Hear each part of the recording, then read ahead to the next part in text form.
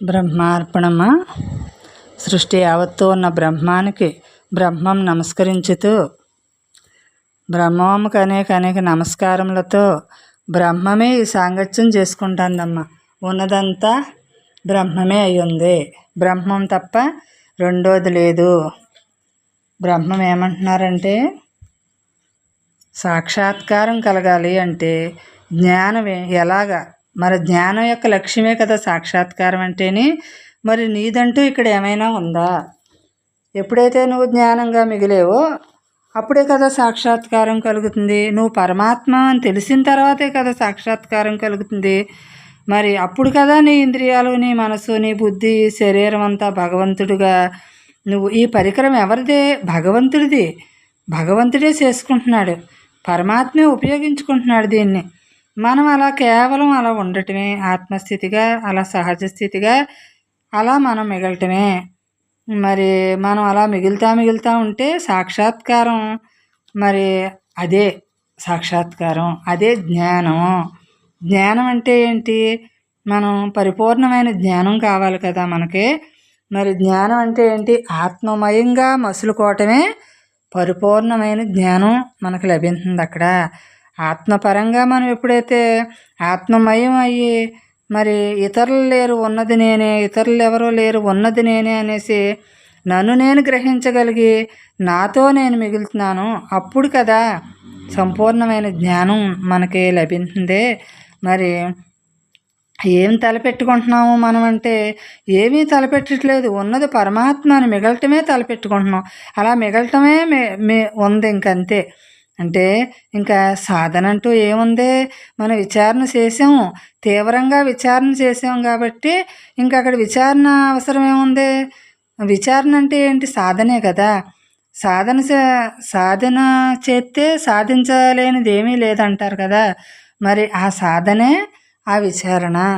మరి ఆ విచారణ ఎప్పుడైతే చేసామో, తత్వాన్ని విచారించామో, మనం జ్ఞానబోధ చేసుకున్నాం. బ్రహ్మజ్ఞానాన్ని బోధించారు మన బ్రహ్మం. మరి బోధించినప్పుడు మనం ఆ బోధ విని మరి ఎలా మిగిలేము? తీవ్రంగా సాధన చేసిన మాల, విచారణ చేసిన మాల, ఇంకా అలా జ్ఞానంగా మిగలటానికి మనకు అవకాశం ఉంది. అదే అప్పుడే సాక్షాత్కారం అంటేని. మరి మనకి 7 చక్రాలు ఉన్నాయంటారు కదా. మరి 7 చక్రాలు అంటే ఏంటి? మనం ఒక్కొక్క స్థితి మనం ఒక్కొక్క మెట్టు ఎక్కటమే 7 చక్రాలు. మనం ముందు ఎలా మిగులుతున్నాం? మనం ముందు అమ్మ దగ్గరికి వెళ్ళిన ఫస్ట్ ఏమయ్యాము అంటే దేహాన్ని ధ్యాస వద్దన్నారు, బ్రహ్మం ధ్యాస పెట్టుకోమన్నారు. అది ఒక మెట్టు ఎక్కినట్టే కదా. బ్రహ్మం ధ్యాస పెట్టుకున్నాము. తర్వాత నెక్స్ట్ ఏం చేయమన్నారు? మరి విచారించుకో, నిన్ను నువ్వు విచారించుకుంటేనే నీకు నువ్వు విడుదలవుతుంది. అప్పుడు నువ్వు ఆత్మజ్ఞానంగా మరి నువ్వు మిగులుతావు అని చెప్పారు. మనం ఆ తత్వ విచారణ చేసుకుని ధ్యాస పెట్టుకొని మరి మన లోపల పని చేసుకుంటా, బయట వ్యవహారం నడుపుకుంటా, దేనితోటి టచ్ అవ్వకుండా. అప్పుడు ఎలా ఉన్నాం మనం? దేనితోటి టచ్ అవ్వకుండా మనం బ్రహ్మంగా నిలబడటం కోసం దేనితోటి వ్యవహారం చేయటం లేదు. ఏ వ్యవహారమైనా సరే బ్రహ్మార్పణం చేసేసాం అంతే. అప్పుడు మరి అదొక మెట్టు ఎక్కినట్టే కదా మనం. అలా ఒక్కొక్క మెట్టు బ్రహ్మ సాన్నిధ్యం చేరుకోవటానికి మనం మరి ఆఖరి మెట్టు ఏంటి? సహస్రారం అంటారు కదా. మరి అది ఎప్పుడు, ఎలా? అంతటా బ్రహ్మమే ఉంది, అన్నింటా బ్రహ్మమే ఉంది, సర్వజీవరాశులు బ్రహ్మమే అయి ఉన్నారు అన్నప్పుడు కదా మనం ఆ సహస్రారం చేరినట్టు కదా. మరి అక్కడ ఏముంది? ఆకాశం. ఆకాశం అంటే ఏంటి? ఖాళీ చైతన్యం. అక్కడ ఏం మిగిలిందే? ఖాళీ చైతన్యమే మిగిలిందే. మరి అందులో మనం ఎలా ఉన్నాము అంటే, ఖాళీగా ఉంటే మనం ఎలా ఉన్నాము? ఆనందమే మనమయ్యాము. మన సొత్తు ఆనందం అన్నమాట, విడిగా లేదనమాట. మనం పరిపూర్ణంగా ఉన్నదే ఒక్క బ్రహ్మమే అని, మనం విడిగా ఏమీ లేదని మన ధ్యాస ఎప్పుడైతే మనం పెట్టుకున్నామో, ధ్యానం ఎప్పుడైతే కుదిరిందో అలా మనం ఆటోమేటిక్గా అలా మిగులుతున్నాము. మరి మన బ్రహ్మం చెప్పిన ఈ జ్ఞానాన్ని మనం తెలుసుకున్నాము. దాన్ని అనుభవపూర్వకంగా గ్రహించి అనుభవంగా మిగులుతున్నాము.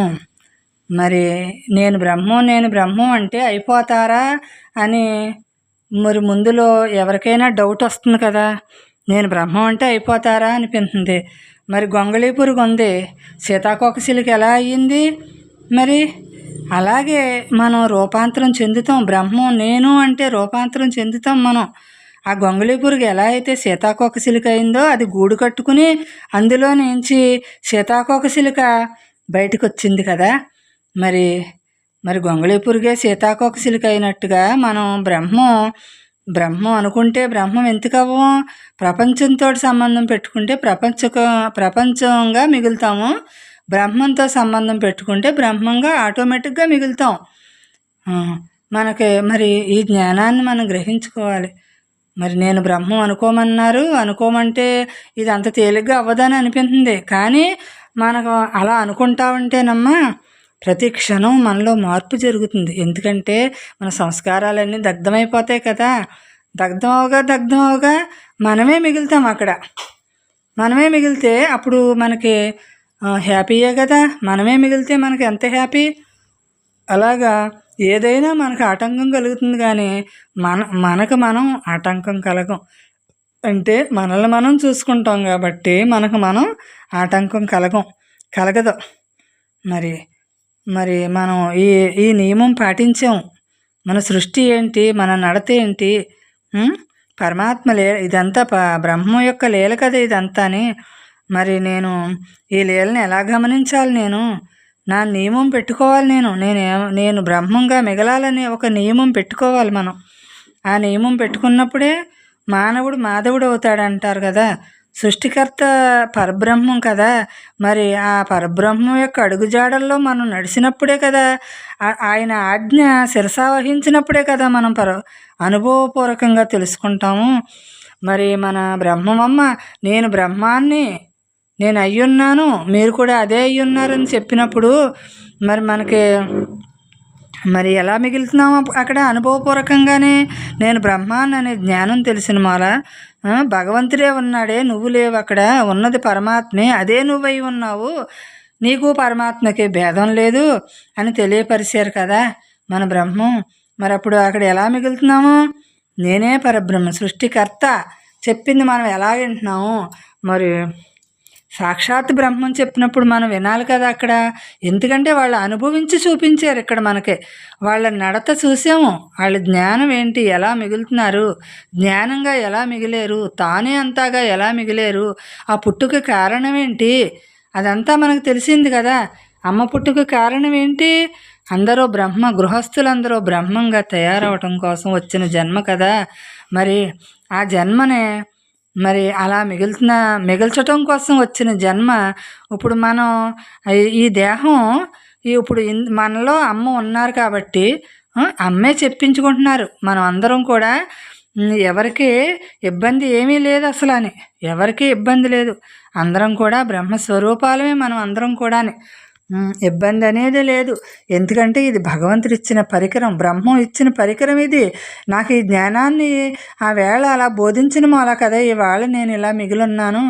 మరి అమ్మ ఏదంటే అదే మనకు వేదవాక్కు. ఎందుకంటే అమ్మ సాక్షాత్తు మనకి ఆ రాముడు కాలంలో మనకు రాముడు అంటే ఏంటో తెలవలేదు.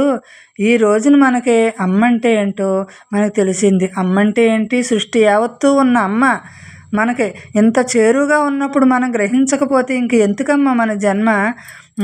అంటే మన అనుభవపూర్వకంగా గ్రహించాలి కదా. మరి అనుభవపూర్వకంగా మనల్ని మనం తెలుసుకున్నప్పుడే అమ్మ అంటే ఏంటో మనకు అక్కడ తెలియబడుతుంది. మరి ఇటువంటి విలువైన జన్మను మనం వేస్ట్ చేసుకోకూడదు. అమ్మ దగ్గరికి చేరుకున్నాం, బ్రహ్మం దగ్గరికి మనం చేరుకున్నాం. మరి ఆఖరి శ్వాస వరకు మిగలాలంతే. మిగలాలనుకున్నాం కాబట్టి మిగలాలి. ఇంకా అమ్మ దగ్గరికి మనం ఒక అడుగు పెట్టాము అంటే అమ్మ మనల్ని ఇంత స్థితికి మనల్ని తీసుకొచ్చారు కాబట్టి మనం ఏమైనా సరే మనం మిగులుతాము, మిగులుతాము, మిగిలే ఉన్నాం. మనమమ్మ ప్రత్యక్ష దైవం అంటున్నాం కదా.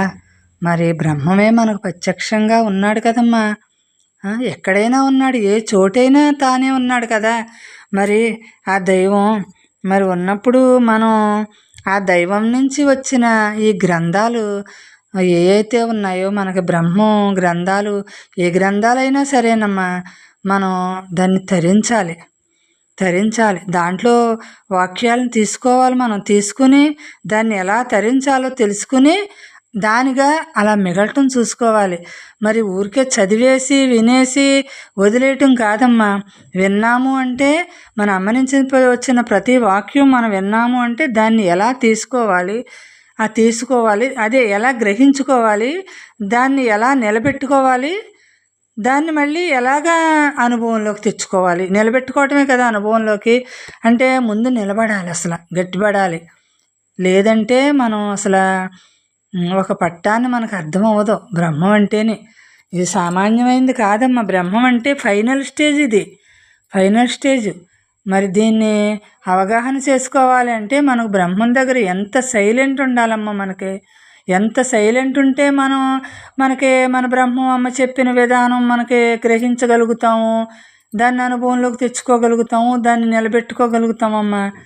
మరి అంటే ఇలాంటి విలువైన జన్మని నేను వేస్ట్ చేసుకోకూడదు అని మనకు అనిపించాలమ్మా. అక్కడ అనిపించినప్పుడే మనకు బ్రహ్మం దగ్గర ప్రతిదీ కూడా.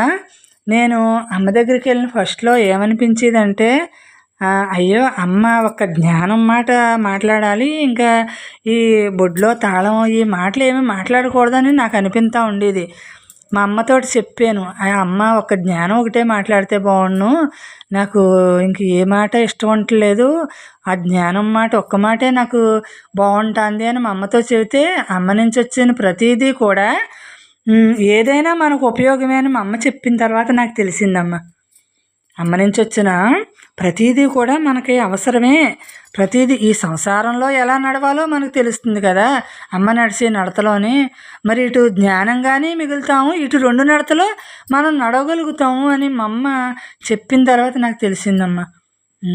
అప్పుడు అనుకున్నాను, ఏదైనా బ్రహ్మంలో నుంచి వచ్చింది కాబట్టి అమ్మ నుంచి ప్రతిదీ బ్రహ్మమే అన్నమాట అని నాకు అప్పుడు తెలిసింది. అప్పుడు వరకు నాకు అసలు తెలియలేదు. తెలిసిన తర్వాత అప్పుడు ఎలా ఉన్నామంటే, అమ్మ ఏది మాట్లాడినా సరే బ్రహ్మం మాట్లాడుతుంది, అమ్మ నుంచి అమ్మ బ్రహ్మమే అయి ఉన్నారు అని అనిపిస్తూ ఉండేది. అప్పుడు తర్వాత అమ్మ నేను గురువుని కాదు అన్నప్పుడు, గురువుని కాదంటున్నారు కదా, మరి బాహ్యంగా మనకి తెలియపరిచారు కదా, గురువే కదా. బాహ్యంగా గురువు అనుకున్నాం కానీ అంతరంలో గురువుగా మిగలాలని, గురువు నుంచి వస్తుంది ఈ సబ్జెక్ట్ అంతా అని మనకు తెలియలేదు. అక్కడ తర్వాత తెలిసింది. ఏమని అంటే, అమ్మ చెప్పిన ప్రతి వాక్యం కూడా ఇక్కడ ఉపయోగం అంటే నా కోసమే వచ్చింది. ప్రతి వాక్యం నేను అలా ఎవరికి వాళ్ళు నా కోసమే వచ్చింది ఇది అని నన్ను నేను సవరించుకుంటూ ఉండటం కోసమే అని అలా మిగులుతూ ఉండటం. మరి మనం అక్కడ ఎలా ఉండాలి అంటే, ఎంత సైలెంట్గా ఉండాలంటే అంత సైలెంట్. మన లోపల సైలెంట్ ఆటోమేటిక్గా వచ్చేస్తుందమ్మ. ఎందుకంటే అక్కడ మనసు ఉండదు కదా అమ్మ దగ్గర. మనకి సైలెంట్ ఆటోమేటిక్గా వస్తుంది. మరి ఆ సైలెంట్లోనే మనం ఆచరించగలుగుతాము, అనుభవించగలుగుతాము, ఆచరించగలుగుతాము. ఆధ్యాత్మికత అంటే అమ్మ మరి జీవన్ముక్తి అంటే మరి ఎలాగా? ఆధ్యాత్మికతే కదా మనకు ఉన్నత శిఖరాలకు తీసుకెళ్తుంది. అదే కదా జీవన్ముక్తి స్థితికి తీసుకెళ్తుంది అని మనకి అంటే ఏ విషయమైనా సరేనమ్మా, మనకి వివేకం వైరాగ్యం కలిగినప్పుడు మన ఆలోచన విధానం అంతా కూడా మరి మారిపోతుంది. నిశ్చల స్థితికి మనం ఆటోమేటిక్గా వచ్చేస్తాం. నిశ్చల స్థితికి మరి మన సంకల్పాలు రాకూడదు, వికల్పాలు ఉండకూడదు, సంకల్పాలు ఉండకూడదు అంటే నిశ్చల స్థితిలోనే కదా మనకు సుఖం అంటే ఏంటో తెలుస్తుంది. అప్పుడు ఏ సంకల్పంతో మనకు పని, దానికి బలం ఇవ్వం కదా మనం. దానికి బలం ఇవ్వనప్పుడు ఆ సంకల్పాన్ని మనం ఏమీ చేయము. ఆత్మనిష్ట కుదిర్చేసుకుంటాం. లోపల లేదు, బయట లేదు, అంతా బ్రహ్మ దృష్టి ఉంటుంది, వేరే దృష్టి ఉండదు. స్వరూపంగా ఉంది. మరి జీవన్ముక్తి అంటే స్వరూపంగా చూసినప్పుడే జీవన్ముక్తిగా ఉన్నాను నేను. మరి దేహాత్మ కాదు, పరమాత్మ బుద్ధి ఉంటుంది. దేహాత్మ బుద్ధి ఎంతవరకు ఉంటుందంటే మనం ఈ ఇంట్లోని ఎంతవరకునో చేసుకోగలుగుతామో మనం. అంటే ఇది మనం ఈ గృహంలో కూడానమ్మా అన్నిటిలోని ఇన్వాల్వ్ అయిపోకూడదు. ఎందుకంటే మనకు బ్రహ్మత్వం కదా ముందు సిద్ధించాలి. ఎందులో నేను ఇన్వాల్వ్ అవ్వను, ఎందులో నేను కలిసిపోను. కలిసిపోయే కొలిది కలిసిపోమంటుంది. మరి నేను ఎలా ఉండాలి? కలిసిపోతా ఉంటే నేను ఎలా ఉంటాను? పరమాత్మగా నేను మిగలలేను కదా. అది తక్కువ చేసుకుంటా దాన్ని బ్రహ్మంగా తిప్పుకుంటా ఉంటే అప్పుడు ఏం చేసినా ఇబ్బంది ఉండదు. తిప్పుకోనంతసేపు కూడా మరి అక్కడ మనకు తెలియని స్థితి ఉంటుంది. మరి తెలిసిన తర్వాత తిప్పుకోవటం మనకు తెలిసిన తర్వాత అలా మిగులుతాం. మరి అది కదా మనకు అసలు చివరిదాకా మిగలవలసింది. మనతోటి మనమే కదా చివరిదాకా ఉన్నది అసలు అని. మన గమ్యం చేరవలసింది ఏంటి? మనతోటి మనం ఉపన్యాసాలు చెప్పటం కాదు, దాన్ని ఆచరణలో పెట్టుకుని అనుభవించటమే మనకి ఆ విషయాన్ని అమ్మ చెప్పిన దాన్ని మనం అనుభవించటమే. మనం అనుభవించి దాన్ని తెలుసుకున్నప్పుడే మనం మౌనంగా మిగలగలుగుతాము. ఏది తెలుసుకోవాలో అది తెలుసుకుంటున్నాము, దేనిగా మిగలాలో దానిగా మిగులుతున్నాము. మనకి మరి మిగులుతున్నాము, అనుభవిస్తున్నాము. మరి ఇది ఊరికే రాలేదు కదా. ఎంత మనం సాధన చేస్తే వచ్చింది. మన కష్టం ఎంత కష్టపడితే వస్తుంది. అమ్మ అరటిపండు ఒలిసి నోట్లో పెట్టారు. మనం మింగటానికి మనకి మింగాలన్నమాట. అది మనమే మింగాలి కదా. అందుకని మనమే అనుభవించాలి. అమ్మ చెప్పిన విధానం అంతా మనం అనుభవించాలి. అప్పుడే మనకి అమ్మ అంటే ఏంటి అని మనకు తెలియబడుతుంది. అమ్మ మన కోసం ఇలాగా ఇంత శ్రమపడి అక్కడ కూర్చుంటున్నారు కదా అమ్మ. మరి మనకేం కష్టం ఉంది అసలు అని. ఆ కష్టం అంతా అమ్మే కదా. అమ్మకి కష్టం లేదు, అమ్మ బ్రహ్మమై ఉన్నారు. మరి అమ్మ బ్రహ్మమై ఉన్నారు కాబట్టి అమ్మకి మన మీద పిల్లల మీద మరి కష్టపెట్టకూడదు. మా పిల్లల్ని కానీ బ్రహ్మంగా మిగల్చాలి వీళ్ళని. అంటే కుండలో కూర అది కూడు కుండలోనే ఉండాలి, పిల్లోడు దొడ్డుగా ఉండాలి అంటారు కదా. అలాగా మన బ్రహ్మం మన మీద అంత దొడ్డుగా ఉండాలి మనం అంటున్నారు. అంటే అంత బ్రహ్మంగా మీరు నిలబడండి. మీరు అలసిపోకూడదు, బ్రహ్మంగా ఉండాలి అంటున్నారు. మరి మన కోసమే కదా మన అమ్మ చేసి ప్రతిదీ కూడా మన కోసమే కదా. మనం అమ్మని ఇబ్బంది పెట్టకూడదు, ఎక్కువ మనం అమ్మను వాగించకూడదమ్మా.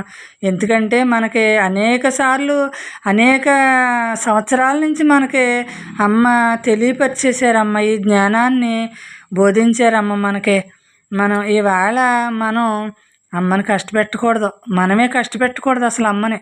అమ్మ అలా కూర్చుని అలా ఉంటే చాలు మనకు అసలు. అలా కూర్చుంటే చాలు మనకు, అలా కళ్ళెదురుగుండా మనకు కనిపిస్తే చాలు అమ్మ. అంతే మనకి. అంతేగాని మనకి ఏం కష్టం లేదమ్మా. మనందరికీ ఏ కష్టమో లేదు. అమ్మ మన కోసమే చూస్తున్నారు. ఇంట్లో వాళ్ళు కూడా అమ్మ అసలు ఏం చేస్తున్నారో కూడా మనకు తెలియదు అసలు. వాళ్ళకి జ్ఞానం తెలియపరచట్లేదు, మన కోసం జ్ఞానం తెలియపరుతున్నారు. ఎందుకంటే మనం అమ్మ కోసం, ఈ జ్ఞానం కోసం మనం అమ్మను పట్టుకుని ఉన్నాం మనం ఇప్పుడు. అందుకని మనకి తెలియపరిచేసారమ్మ. అమ్మ ఇప్పుడు నా లోపల నుంచి సబ్జెక్ట్ అంతా కూడా అమ్మ చెప్పించుకుంటున్నారమ్మ. నాకు సంబంధం లేదమ్మా అసలు. నేను కష్టపడట్లేదమ్మా.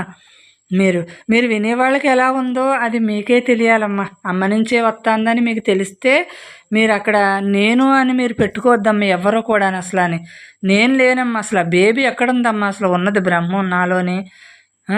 అమ్మలో ఉన్నది బ్రహ్మం, అమ్మ నాలో ఉన్నారు. నేను మనస్ఫూర్తిగా నేను అమ్మని నాలో ఉన్నారని, విడిగా లేరు, అమ్మ నాలో ఉన్నారని నేను మనస్ఫూర్తిగా ఉన్నాను. అందుకని నాకు ఏదొచ్చినా నాకు సంబంధం లేదమ్మా. నాకు ఎటువంటి కర్మ లేదు అసలు. నాకు ఎటువంటి కర్మ లేదు. నేను అలసిపోవట్లేదు అసలు అని. మీరందరూ కూడా ఎవరు అలసిపోతున్నారమ్మా? మనం అందరూ అమ్మ దగ్గరికి ఎందుకు వెళ్తున్నాము? అమ్మని ఇబ్బంది పెట్టకుండా ఉండాలి మనం. అమ్మ చెప్పేశారు ఇప్పటి వరకు, ఎన్ని సంవత్సరాల నుంచి మనకి తెలియపరిచారు. ఇంకేముంది అమ్మ, ఇంకేమి తెలియపరచాలి మనకి? అంతా చెప్పేశారు కదా. తెలియపరచవలసిందంతా తెలియపరిచేశారు, అనుభవింపజేశారు. అమ్మ అనుగ్రహం మన అందరి మీద ఉంది. ఇంక మనం అమ్మని ఇబ్బంది పెట్టకుండా అమ్మ అలా కూర్చుంటే చాలని మనం అనుకోవాలంతే. మనం కష్టపడిపోతున్నామని అమ్మ అంత అలాగా ఉన్నారు కదా. అమ్మనే మనం కష్టపెట్టకూడదు. కష్టపెడుతున్నాం అసలు ఇప్పుడు నిజానికి అసలు. కానీ ఇక ముందు కష్టపెట్టకూడదు. ఎందుకంటే మనం అందరం కూడానమ్మ అనుభవించాలి ఆ అనుభవించింది మనకు మనమే చెప్పుకోవాలమ్మా, మనకు మనమే బోధించుకోవాలి. ఎందుకంటే మనందరం కూడా ఎలా ఉన్నాం అంటే మనసు లేని స్థితిలో నిలబడుతున్నాం కదా, మనం అందరం ఒక్కటే కదా, మన సత్సంగులందరూ ఒక్కటే కదా, జీవన్ముక్తి స్థితే మనకి ఇంకా తిరుగులేదు. మన అమ్మ చెప్పారు, మనకి ఇంక తిరుగులేదు. మనం ప్రతి క్షణం మనల్ని ఖాళీ చేశారు అమ్మ, అందరినీ కూడా ఖాళీ చేస్తున్నారు, మనందరినీ కూడా అమ్మ ఖాళీ చేస్తున్నారమ్మా. మరి ఈ మౌనం ఎలా వచ్చిందమ్మా మనకి అసలు? మౌని స్థితి ఎలా వచ్చింది? మనసు లేని స్థితే కదా మౌనం అంటేనే. మరి ఇది ఎలా వచ్చిందమ్మా?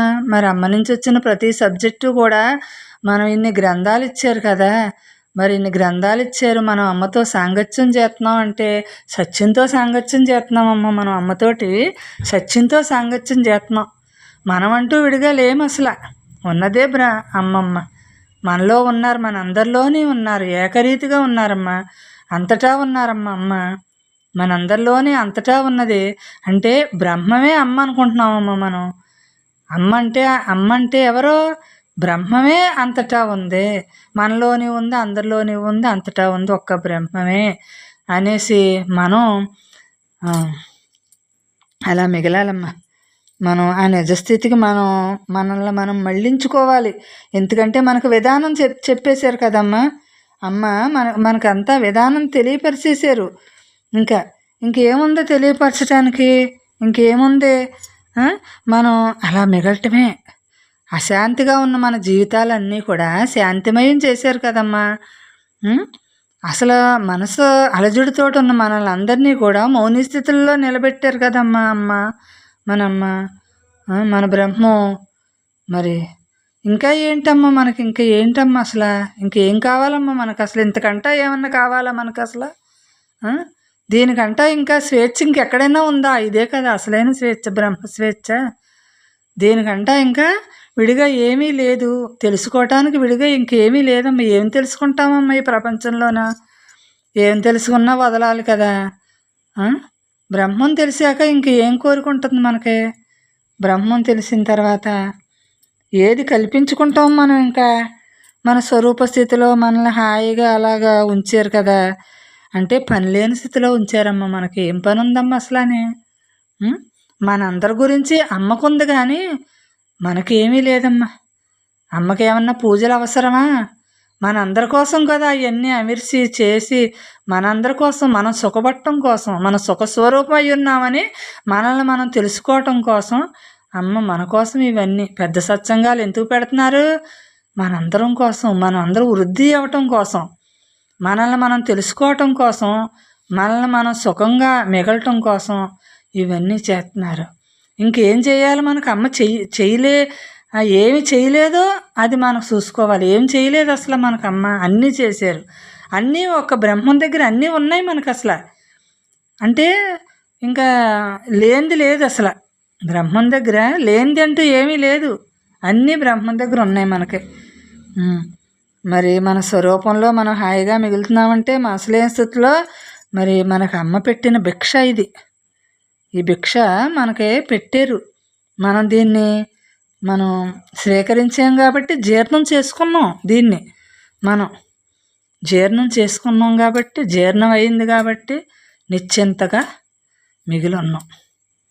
ఆ నిశ్చింత కోసమే కదమ్మా మనం ఎన్ని జన్మల నుంచి ఈ విశ్రాంతి కోసం ఎదురు చూసామమ్మా. మనం అనేక జన్మల నుంచి ఈ విశ్రాంతి కోసమే కదా మనం తపన పడి ఇవాళ ఇక్కడికి చేరుకున్నాం బ్రహ్మం దగ్గరికి. ఈ తపన ఎంత తపన పడ్డామమ్మా మనం అసలు అని? ఆ నిరాకారంగా మిగలటం కోసమే కదా ఇక్కడికి అమ్మ దగ్గరికి చేరాము. స్వయంభువుడు ఇక్కడ వెలిసాడు. వెలిసినప్పుడు నేను ఆ స్వయంభువుడి దగ్గరే నాకు స్వేద తీరాలి, నేను నా మనసుని అక్కడ అర్పించాలి. మన బ్రహ్మమ్మకి మన మనసుని ఇచ్చేయాలి, బ్రహ్మానికి అప్పచెప్పాలి. మన మనసు విడిగా లేదు అసలు అని. బ్రహ్మానికే అప్పచెప్పాలి. మన విశ్వాసం అంతా బ్రహ్మం మీదే, బ్రహ్మానికే విలువ ఇవ్వాలమ్మా. గౌరవం బ్రహ్మానికేనమ్మా ఎక్కువ. ఈ మనసులోకి కాదు కదమ్మా, అంటే ఈ గుణాలకి కాదు కదా మనం విలువ ఇవ్వాల్సింది.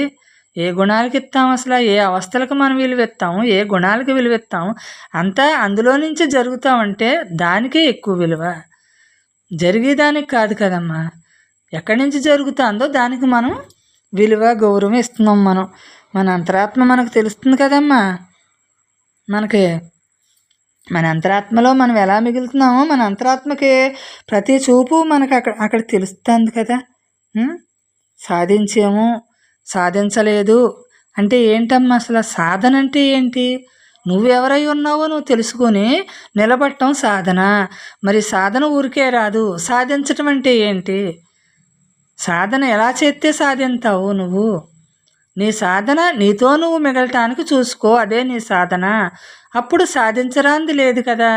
సాధనే నువ్వైపోతావు, సాధించేది నువ్వైపోతావు, నువ్వుగానే మిగులుతావు, విడిగా మిగలవు. అదే కదా సాధించాల్సింది మనం. దానికి అదే అయ్యి ఉన్నాము అని చెప్పారు. మరి అలా మిగలటం కోసం మనం ఆ తత్వ విచారణని సాధించుకున్నాము, అలా మిగిలాము, మరి విడిగా లేదు. సర్వాంతర్యామి తానే అయినప్పుడు, సర్వము కూడా తానే అయినప్పుడు మనకెందుకమ్మ బెంగ? ఇంకా ఎక్కడైనా ఆడే ఉన్నాడు, ఎక్కడైనా వాడే ఉన్నాడు, వాళ్ళు లేని చోటే లేదు. ఎక్కడని వెతుకుతాం మనం బ్రహ్మం దగ్గర వెతకకుండగా ఇంకెక్కడ వెతుకుతాం మనల్ని మనం? అంటే వస్తువు ఏదైనా సరేనమ్మా, పోగొట్టుకున్న చోటే వెతుక్కోవాలంటారు కదా. మరి మనం బ్రహ్మం అయి ఉన్నామని మనం మర్చిపోయాం కాబట్టి బ్రహ్మం దగ్గరే మనకి బ్రహ్మం ఆ వస్తువు.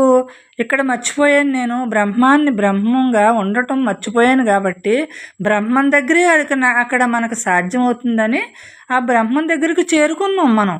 ఎందుకంటే అక్కడ మర్చిపోయాం కాబట్టి అక్కడ నెతుక్కుంటే అక్కడే దొరికింది మనకు బ్రహ్మం.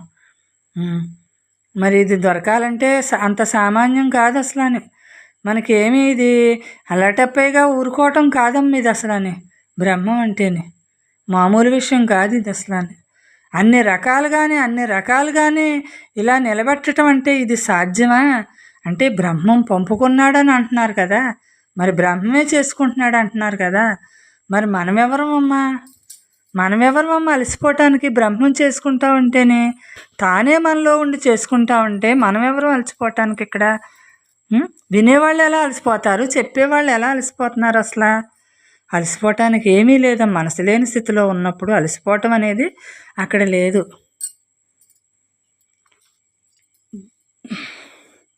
మన ప్రయత్నమేనమ్మా మనం ఆత్మగా మిగులుతాము. మనం ఈ ప్రయత్నం మనం చేసాము. అమ్మ ఎలా ఉన్నారో, ఎలా మిగులుతున్నారో మనం అలా మిగలాలని మనం ఆ విచారణ చేసుకున్నాము. నేను ఎలా మిగలాలి, అమ్మ చెప్పిన దానికి నేను ఎలా ఉండాలి అనుకున్నాము.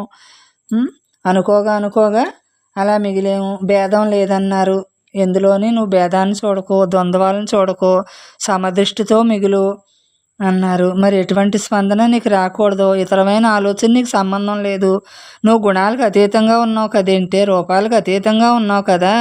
మరి దాన్ని చూసుకోమని తెలియపరిచారు మనకే. నేను అన్న అహం ముందు తీసేయమన్నారు, ముందు మూలాన్ని తొలగించమన్నారు. మరి ఇంకేమి తెలియపరుస్తారు మనకి? ఇంకా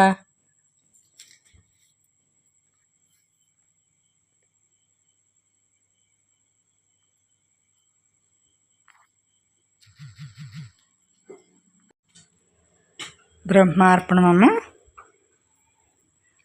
మనకి ఏం తెలియపరిచారు అంటే, మన బ్రహ్మం ఆత్మ తప్ప రెండోది లేదన్నారు కదా. మరి రెండోది లేనప్పుడు మరి ప్రతి అణువణువుని ఉన్నది, వ్యాపించి ఉన్నది అదే అని మనకి గ్రహించాలి కదా. మన బ్రహ్మం మనకి తెలియపరిచింది ఏదమ్మా? అంతా తెలియపరిచేశారు. మొత్తం సృష్టి యావత్తు కూడా తెలియపరిచేశారమ్మా మనకి. ఇంకా ఉన్న నిజం అమ్మ ఏమీ దాచుకోలేదు. మొత్తం వచ్చేసింది మనకి.